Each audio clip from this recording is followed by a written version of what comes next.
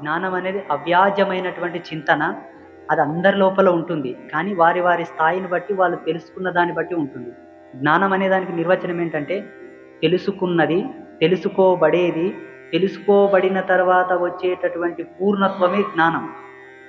పరిజ్ఞానం అంటే దీనికన్నా అతీతమైనది, అది ఆధ్యాత్మికతకే సౌలభ్యం. వ్యవహారానికి పరిజ్ఞానం అంటదు. ఎందుకంటదంటే చికాకులు, ఇబ్బందుల వల్ల ఆయన జ్ఞానం వరకే పరిమితమవుతాడు.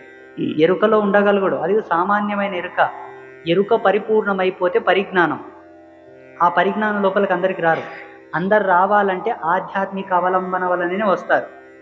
చిట్ట చివర జీవుడు తెలుసుకునేది ఏందయ్య అంటే జ్ఞానం పరిపూర్ణమైతే పరిజ్ఞానం, పరిజ్ఞానం పరిపూర్ణమైతే అది జీవుడి యొక్క మూలమైనటువంటి ఎరుక. ఆ మూలమైన ఎరుకని కొందరు సమాధి అన్నారు, కొందరు ముక్తి అన్నారు, ఇంకొంచెం బాగా మూడితే మోక్షం కూడా అన్నారు. జీవుడు ఎన్నాటికైనా అవే చేరుకోక తప్పదు, దాని లోపలికి వెళ్ళాలి అంతే. నీవైనా నేనైనా ఆడికే పోవాలి. ఒకవేళ నేను సన్యాసినైనా కదా, నాకున్న పరిపక్వ జ్ఞానంతో నేను తొందరగా స్పీడ్లో పోతా, ఎక్స్ప్రెస్ వే లాగా, బైపాస్ లాగా పోతా.